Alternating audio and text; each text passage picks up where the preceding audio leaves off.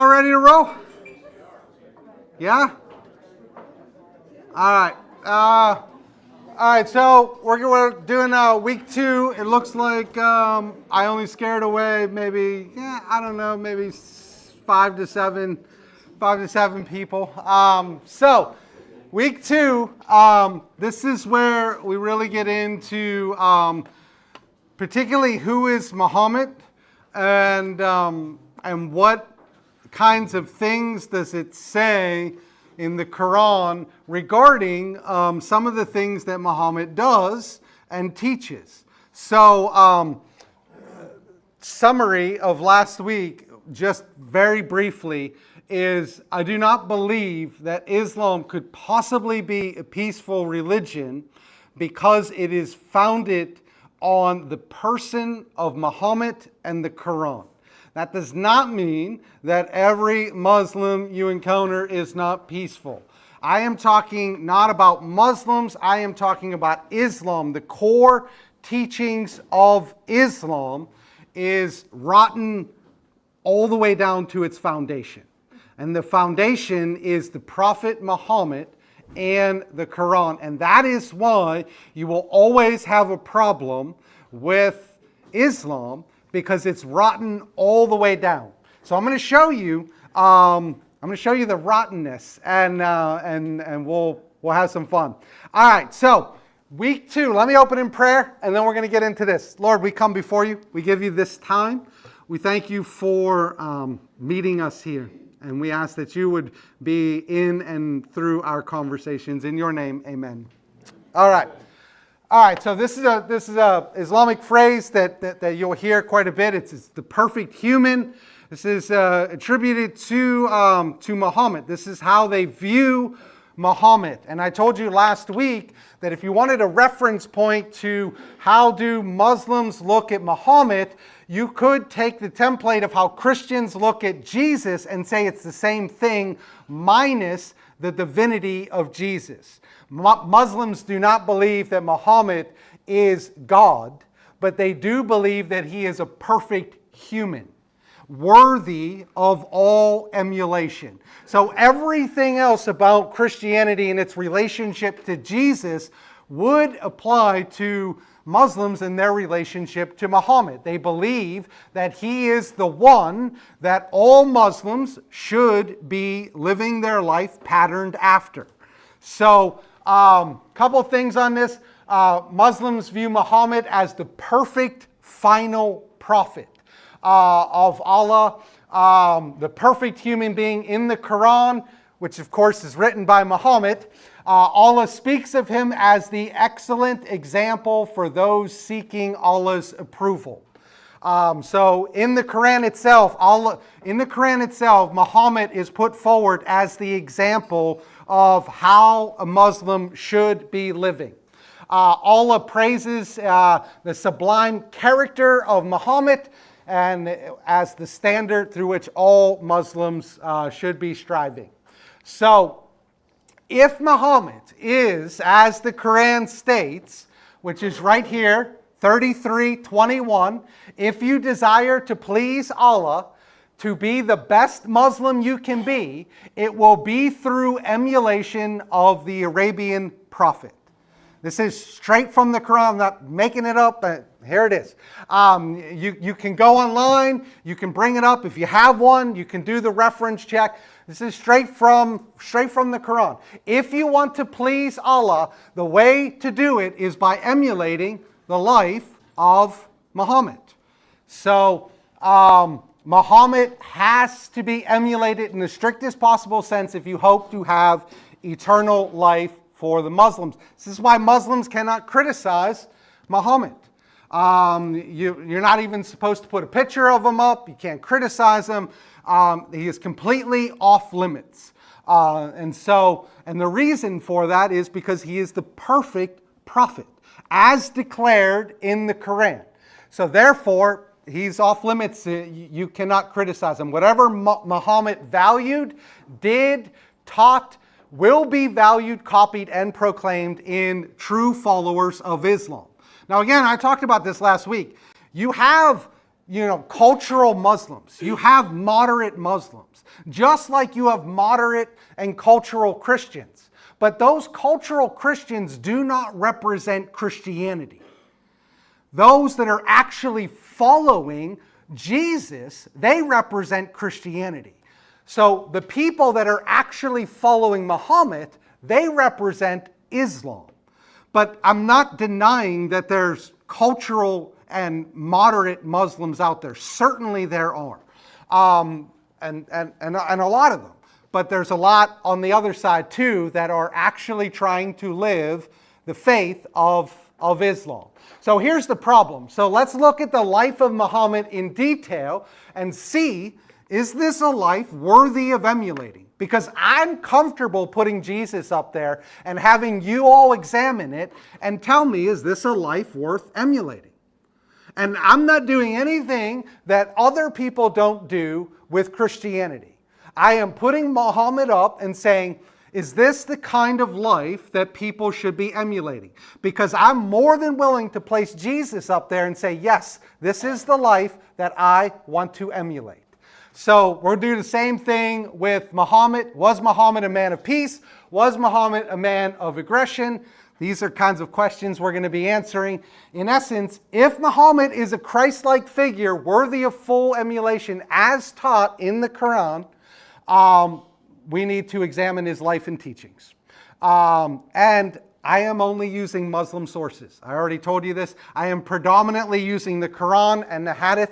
And there are several versions of the Hadith, and we'll go into all that next week in detail. But those are the sources that I'm using. And occasionally I am using the biographies of Muhammad. Not the biographies written today, like the ones that are actually considered sacred in Islam. The ones that were written very early on.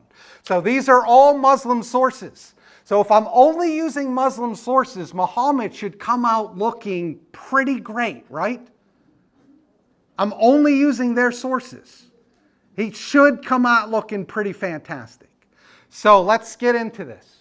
So Muhammad in the Quran, there's not a whole lot. I'm going to be heavily relying on the Hadith for this. The Hadith is authoritative in Islam. It is the second sacred book in Islam. And so there's not a whole lot on Muhammad. Mainly what the Quran says about Muhammad is he's worthy of full emulation.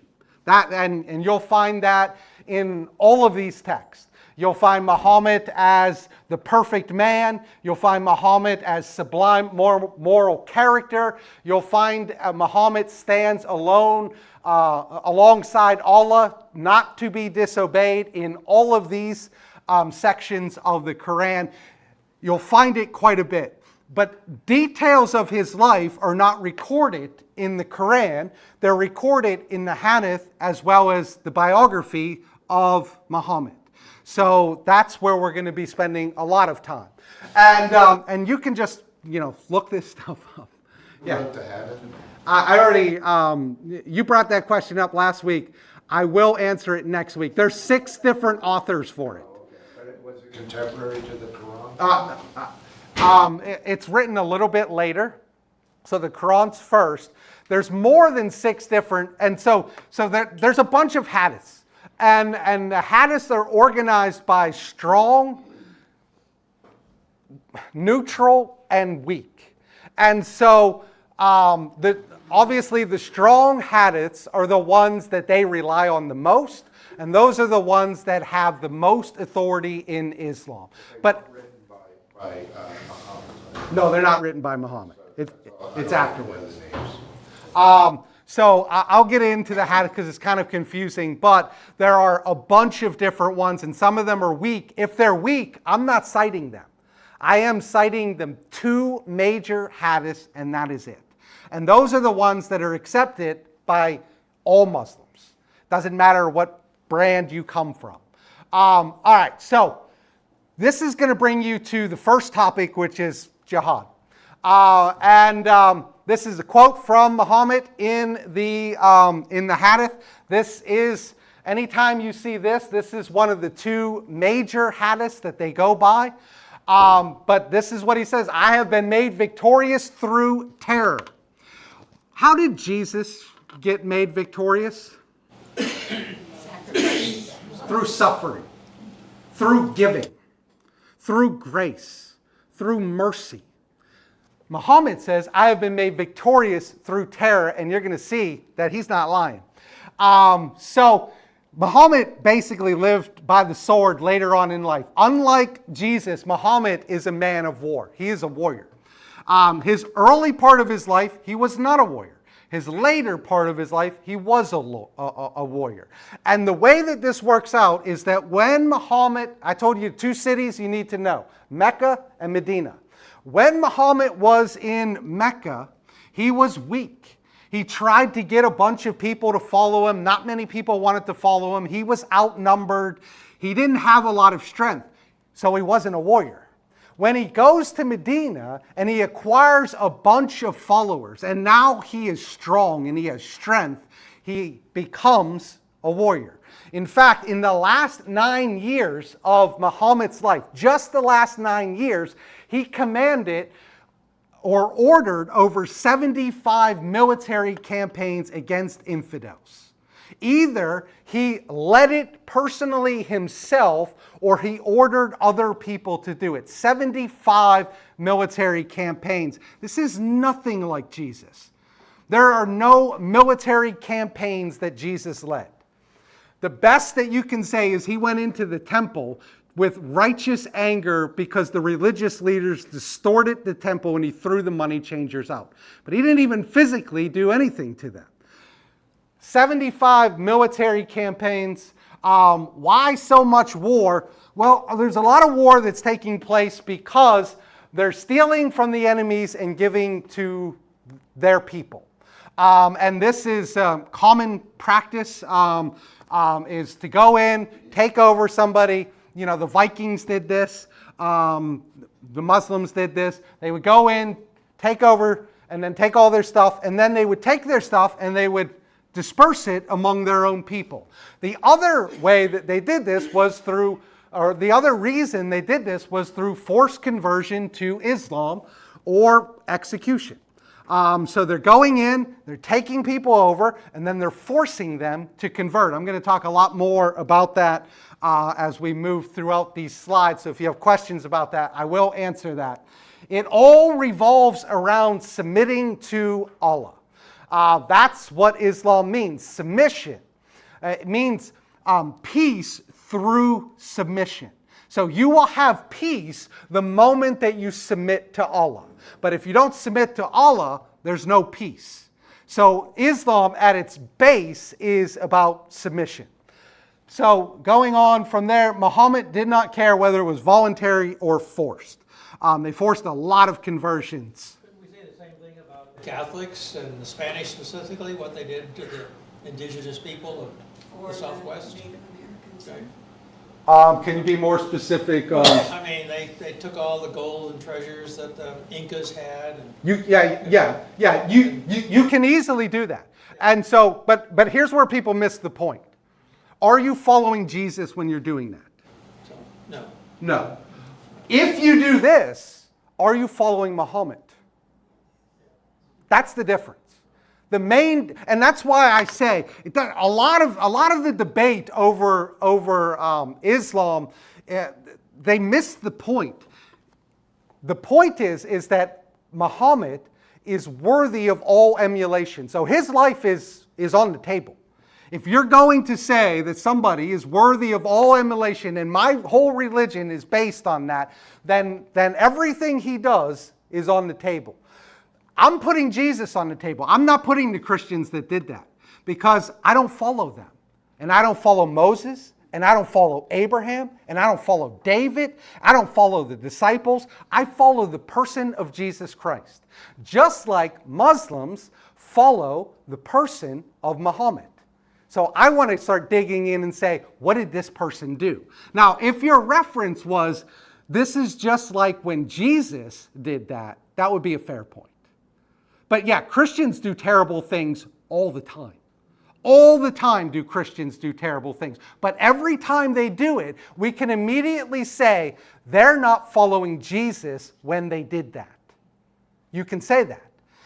For somebody who's doing these sorts of things today, they're actually following the pattern that was set before them. Emulate Muhammad. If you want a way to Allah, it is through emulation of Muhammad. Therefore, this was a man of war. We're people of war. Jennifer? Who is your source for Muhammad forced conversion? My understanding is actually Abu Bakr was the general. Now, Muhammad was in the camp. I don't believe he was actually leading the forces. I'll get into all that. And the quote, I don't know if it's Quran or Hadith, because I've only heard it repeated, is that in Islam, there is no compulsion. I'll get into that too. Okay. Yep. That's easily dismissed. So I'll keep moving through this, and if I don't answer your question, bring it back up. Any other? All right. So did that answer your question, Randy? What I'm really trying to get to at the very base is what is the difference between Jesus and Muhammad, and is Muhammad a figure worthy of emulation? And so this is very much a part of Muhammad's life. Jihad is normally known as holy war, but in reality, all that it really means is to struggle. And the idea being that they are struggling for the sake of Islam. And they're struggling against the infidels. Okay? So jihad is much bigger than the way that you and I generally think of it. So, for example, there are lots of different types of jihad. And they talk about them. So one is actually going to war, which you will see sometimes. But another one is jihad of the pen, which is putting out Islamic propaganda, putting out flyers, putting out materials on Islam. They are struggling to get Islam out there. So they'll speak of jihad of the pen. They will also speak of jihad of the tongue, proclaiming Islam, coming to people and proclaiming their faith. I watched an interview with a guy, and he was asked why he came to the United States. And he kept wiggling around it, but eventually the interviewer pinned him down and said, no, like, why did you come here? And his response was, well, I came here because I have a call on my life to proclaim Islam. And if I'm in an Islamic country that's all Muslim, I can't proclaim anything. So I came to where there's no Muslims so that I could proclaim Islam. That would rightly be referred to as jihad. But it's not holy war, it's jihad of the tongue. Another one is jihad of money. This is financially supporting those that are fighting, and a lot of people will engage in this. They won't necessarily fight themselves, but they'll send money to support other people fighting. So it's referred to as jihad of the money. And then my favorite one is baby jihad. And that's just the idea that wherever we go, we're going to come into that region and we're going to inflict baby jihad on that region, meaning we are going to outproduce them. We will have way more kids. And so the Roman Catholics are guilty of this too. and the Mormons, those suckers will churn out kids. You look at those Mormon families, they got like 8 kids. But what I'm saying is it's not just Islam that practices. This is practiced quite a bit. Roman Catholics really pushed this out, and Mormons really pushed this out. Protestants, not so much. But all of these are jihad. And so it's just we have taken the phrase and we've referred it that this phrase only means holy war. And what I want you to see is it's broader than that. It doesn't just mean holy war. Jennifer? Is 4 all Yeah, 4 is that all. you have? Okay. That I know of, What that I was able to find. What I have heard, jihad basically is an inward struggle. So it's a struggle against sin. It's your struggle. That's what Okay? people say. You've kind of taken it and presented it only in an overpowering sense. But really, the basic jihad to Muslims that I have heard is their own struggle. Yeah, those are moderate cultural Muslims, and they do have their own ideas. But this I've presented in the best light possible, because what I'm saying is do we do this? Yeah, we do this. There's nothing wrong with doing that. Do we do this? There's nothing wrong with doing that. Do we do this? There's nothing wrong with doing that. Do we do this? There's nothing wrong with doing that. All I'm saying is broaden out the idea of jihad. It's not just battle. It's struggle. It's struggle to proclaim Islam. Now, other people will say, well, it's struggle to proclaim, or it's inward struggle, as Jennifer brought up. But that's a relatively new interpretation of that idea. And the ancient idea, going back to Muhammad, is it is an outward struggle. But relatively new idea is, no, it's an inward struggle. So, and I get that. But just broaden the idea of jihad. It's not all holy war. Just like we participate in all these things. All of it is geared towards the same end. We're going to spread throughout the world and dominate. That is the goal of Islam. And before you think that that's a bad way to say it, what is the goal of Christianity? Proclaim the gospel. Yeah. One of the things you said quite a while ago, and I can't remember in what context, but you said the thing that you feared about Islam is that it's the same, there's only 2 evangelical religions. You don't fear Hinduism or Buddhism or Taoism or... It's the very next slide. I'm sorry. There are 2 religious groups that don't assimilate into cultures.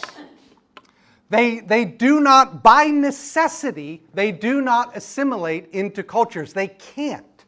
And that is, what are they?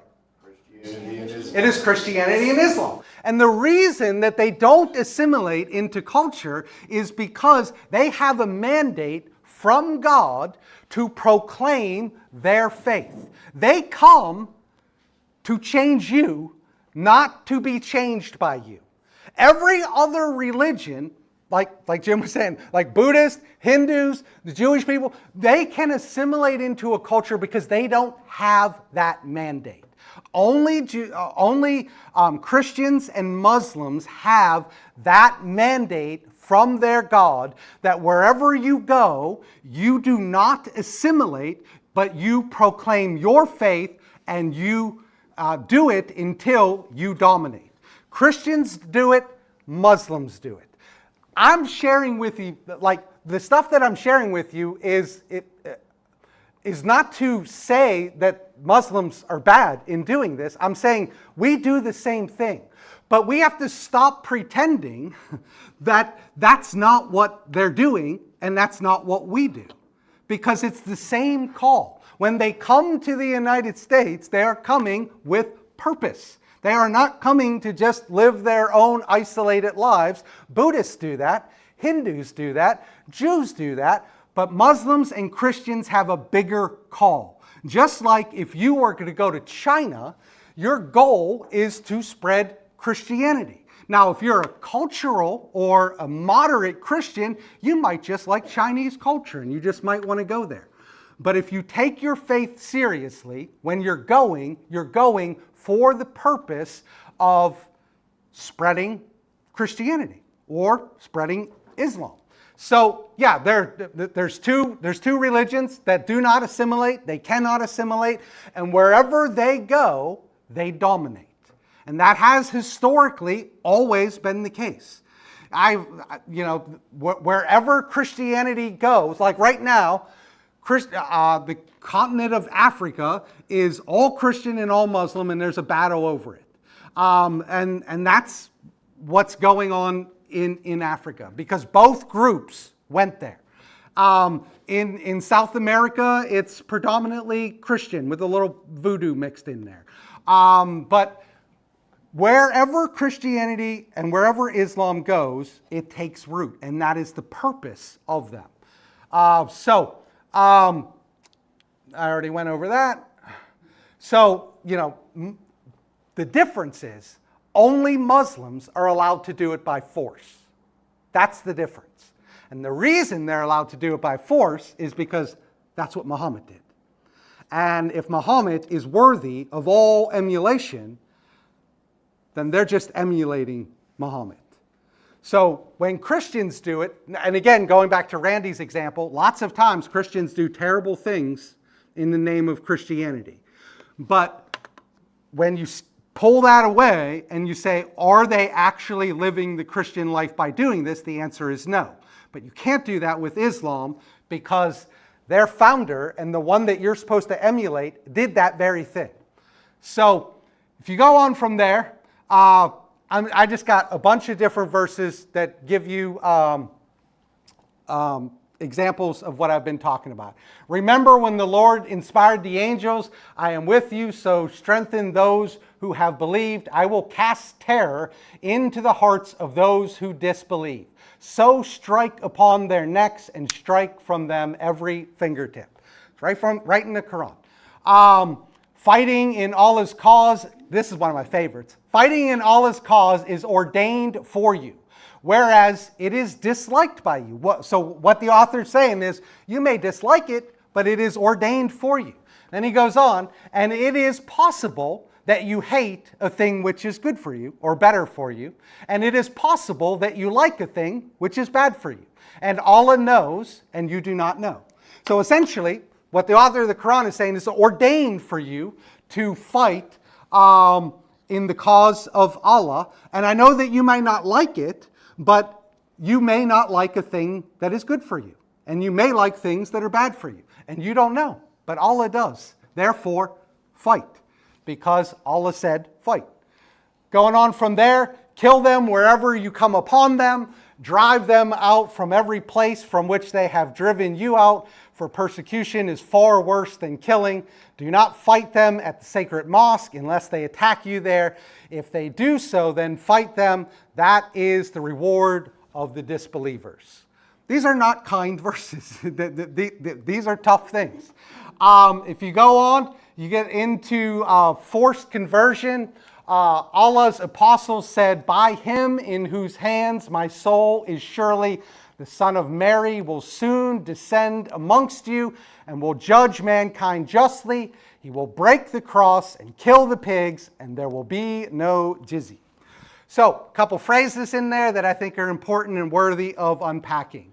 So the idea behind this verse, though, no doubt about it, is be executed or convert. And so let me unpack that last section down there.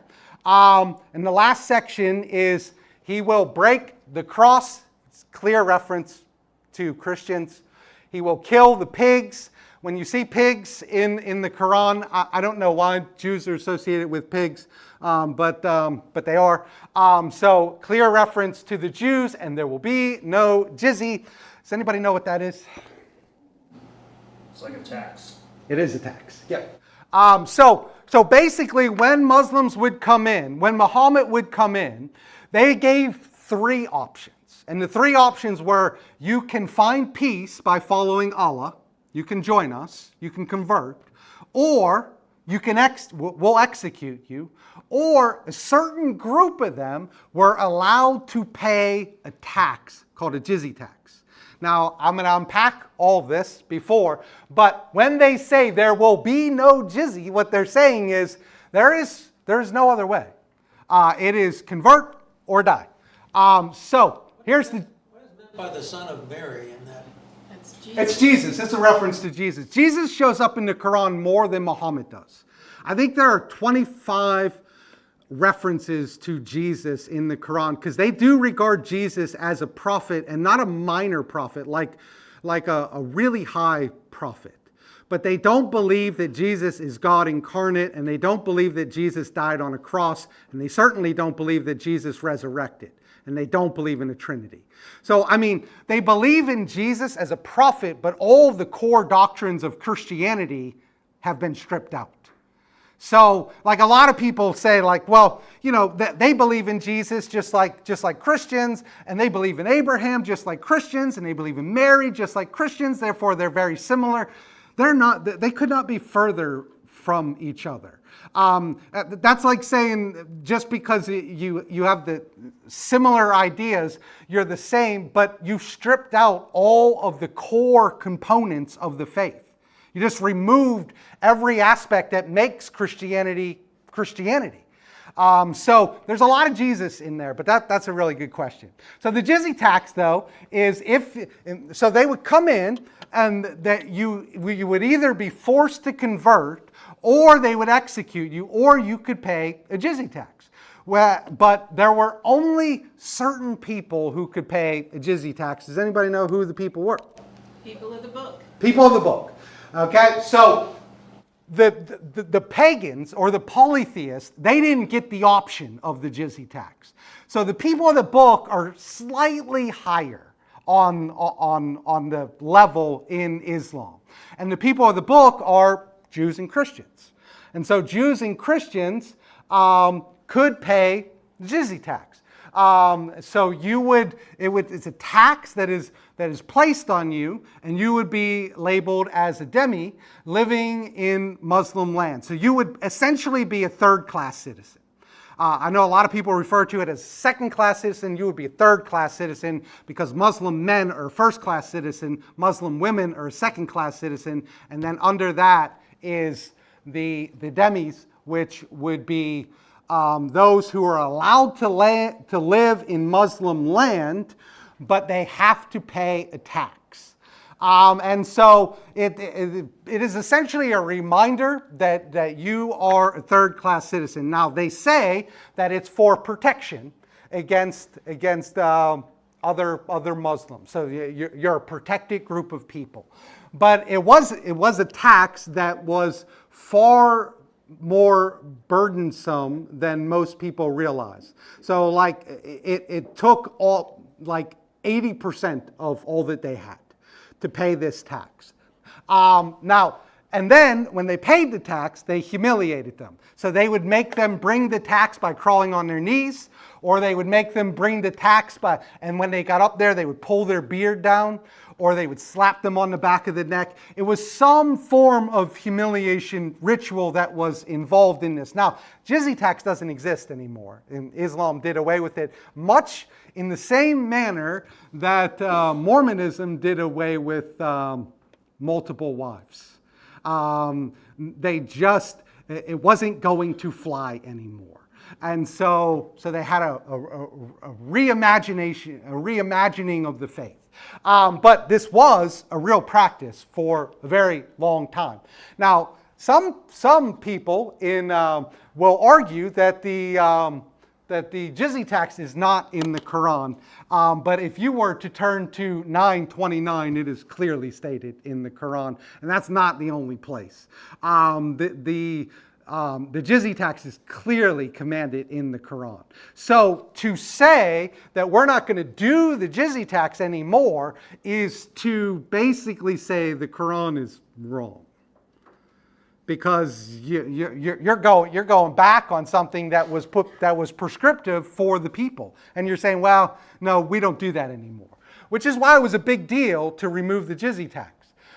So the other thing is, according to Allah's revelation to Muhammad, Allah despised I have a hard time saying this word, kafar, which is basically the infidel, and calls Muslims to hate them as well. They are diseased, perverse, stupid, untruthful, open enemies, to be avoided, beast, polluted, and not worthy of mercy.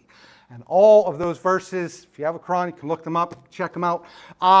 So there's a difference between Islam and Christianity that I think is important and I want to go into next. And this is the idea. And the idea basically is love and enmity, or love and hate.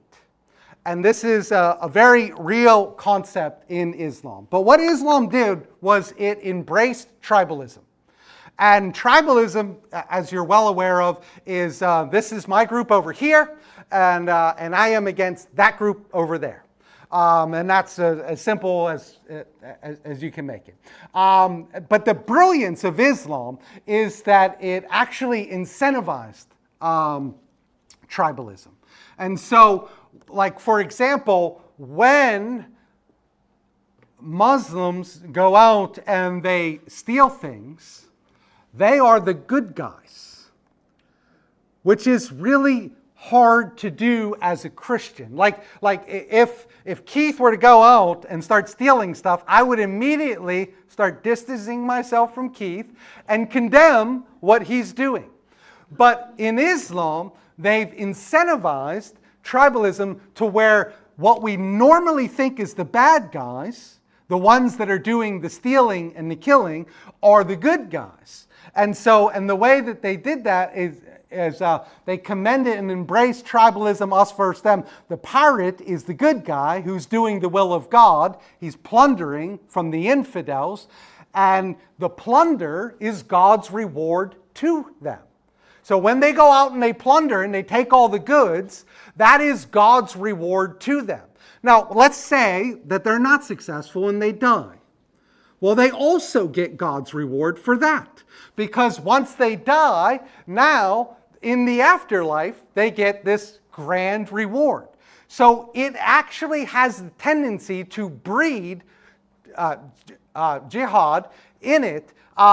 It's a win-win for Muslims. If Islam is going out and they're taking over lands, either they're successful and they get the reward of everything they've taken over, or they're unsuccessful and they get the reward of everything that God is going to bless them with for attempting to do it. So it poses for them a win-win. So love-hate, let's get into this. The foundational principle in Islam, going all the way back to Muhammad, is this doctrine, Allah wala, wala bara, loyalty, enmity, love, hate. And the idea behind this is that Muslims are commanded to love other Muslims. But that's it. They're not commanded to love the infidel. And that's a clear difference that you see in Islam from Christianity, is that you and I, now again, going back to what Randy brought up, we don't always do this perfectly, right? We mess this up tremendously. And I know that you can give me countless examples of Christians not loving other groups of people. But we are called to love them. Whereas in Islam, they are called to love the Muslim, not called to love the infidel. And I'll give you many, many verses on this. They are not commanded to love everyone. They are to hate the infidel. They are to hate the kuffar, anyone that is not Muslim. So here's one verse. Muslims are the best of peoples evolved for mankind. But if you want to contrast to that, non-Muslims are the most vile of created beings.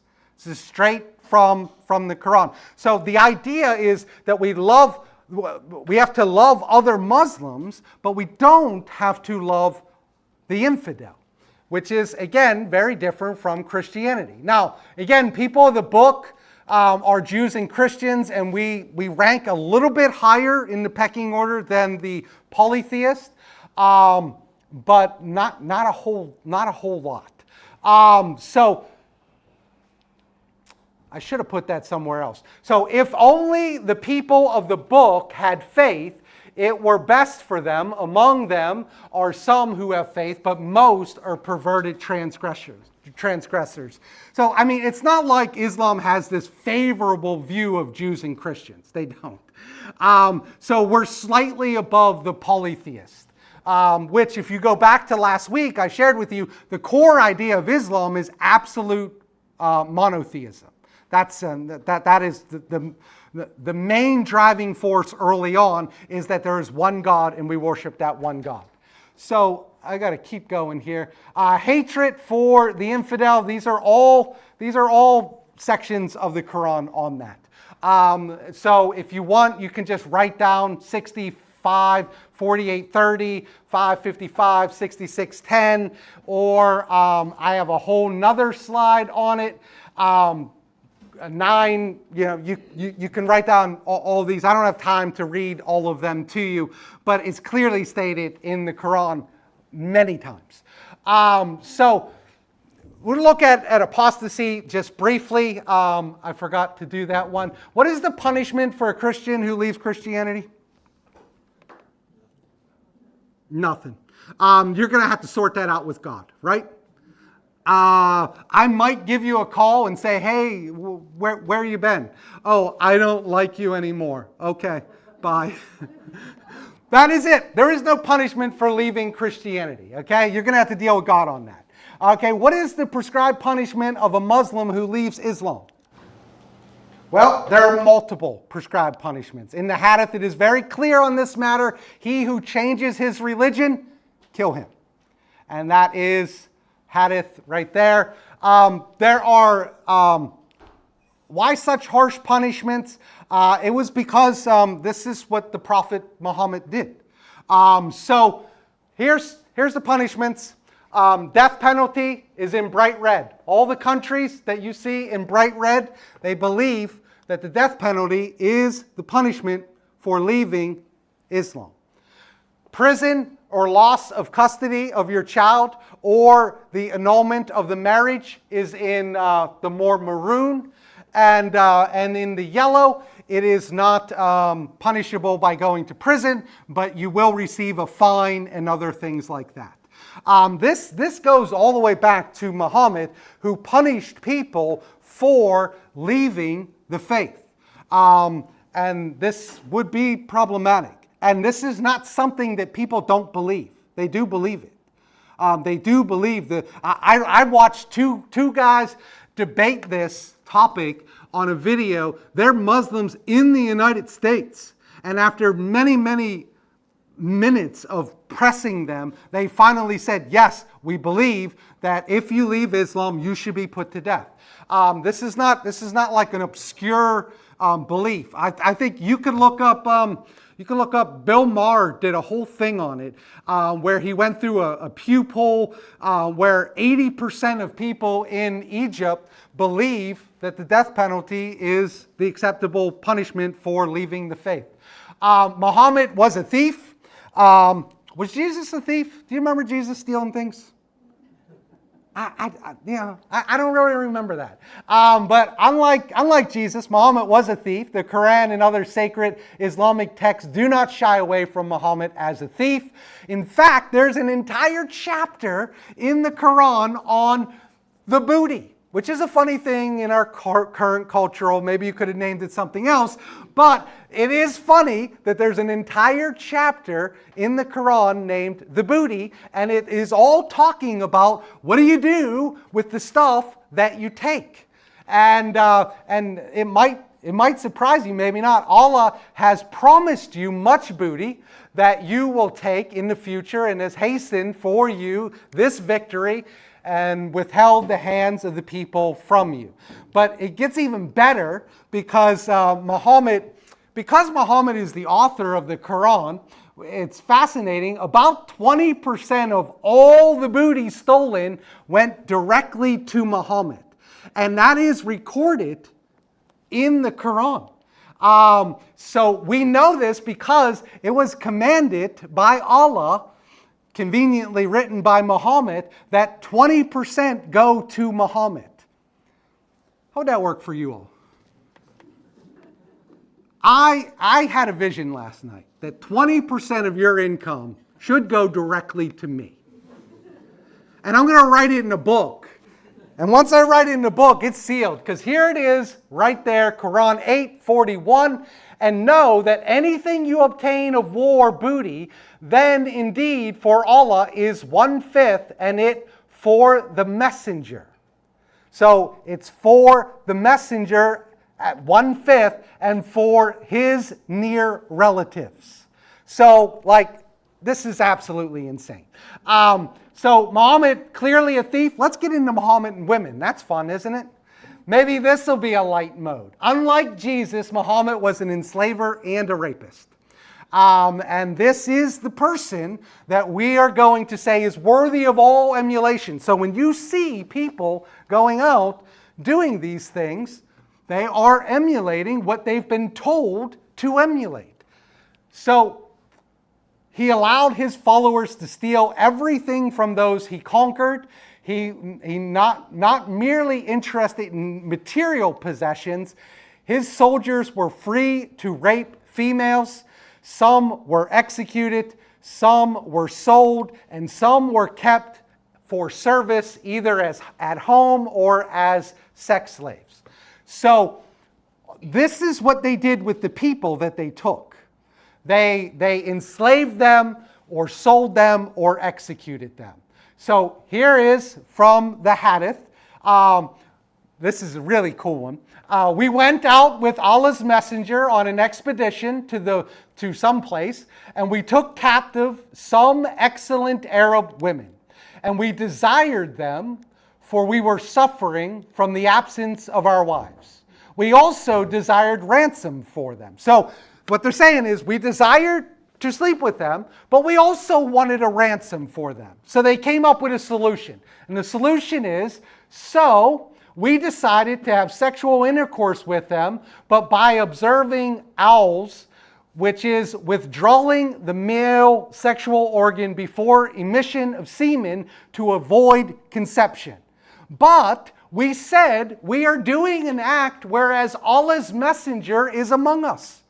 So they came up with this, and then they said, wait, why are we trying to figure this out when Muhammad is amongst us? He is part of what we're doing. Why don't we just go to Allah's messenger? So they did. They asked Allah's messenger. And here is what Allah's messenger said. It does not matter if you do or do not, for every soul that is to be born up to the day of resurrection will be born. So Muhammad's response is, look, it doesn't matter if you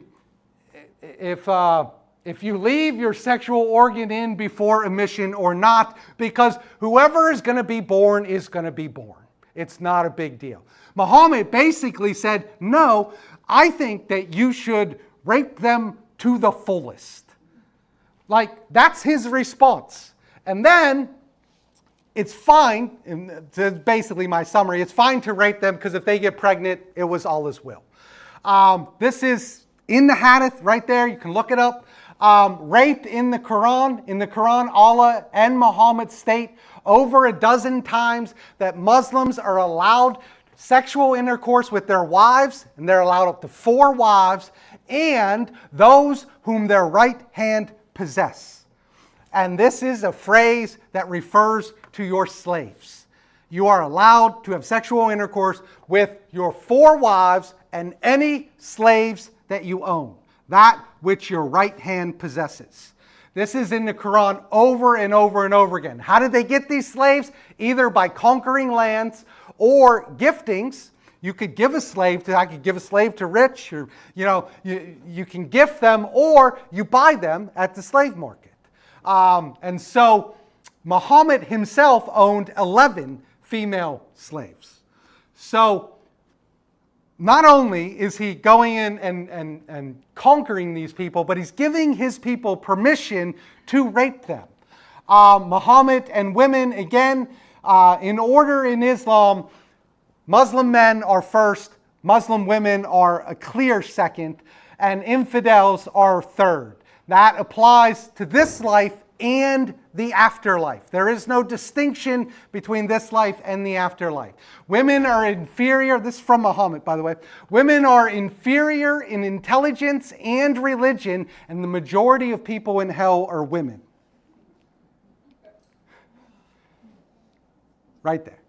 Allah said Muslim men could have 4 wives, but interestingly, Muhammad was exempt from this. He could have any number of wives that he wanted because it was Allah's will. And you could divorce them for very minor reasons. If they gained weight, if they got a little old, you could simply divorce them. Husbands were permitted to beat unruly wives. That is in the Quran right there. That's a reference to the Quran. And again, you can go through, you can read these. This is the last slide we're going to do. We'll get into Muhammad's wives next week. But female genital mutilation is a real thing. It's called female circumcision, and it is practiced in the Muslim world. Now, it's not practiced as much as it used to be, but it is a real thing, and they do this to girls sometimes when they're 5 years old. Like, this is horrific. There is no health benefit to this practice, but there are many negative side effects to this. Muslims are quick to point out that it's not found in the Quran and it's not required. And they're right on both points. It's not found in the Quran and it's not required. But it is encouraged and it is found in the Hadith, which is also authoritative for Muslims. So it's found in the Hadith multiple times. Here, this is the most recent data I could find on this, but the dark green, which is most of the African Muslim region, more than half of the women have had their genitals cut. In the darker green, women have, it's 26 to 50%. In the lighter, more fluorescent green, it's 11 to 25%, and in the really light green, it's very rare. This is a practice that still takes place. They're still mutilating women for no purpose except for their own benefit. This is a quote, a bunch of different quotes on this. Because people argue that this doesn't take place when it clearly takes place, that we have data from Muslim countries where this is a real thing. This is actually the Prophet Muhammad. A woman used to perform circumcision in Medina. The Prophet Muhammad said to her, "Do not cut severely, as it's better for the woman and more desirable for the man." Doesn't condemn the practice, just says make sure you don't cut too severely. Addresses the practice. So more quotes on that. And then I don't have time to go into Muhammad and marriage, but that's a really fun treat for you next week. Because Muhammad has a lot of wives and some of them are super sketch. So it should be fun. That is what I got for you today. Questions, comments, concerns, issues. Anybody need counseling, and aren't you glad you're a Christian? All right, go to church. Go to church.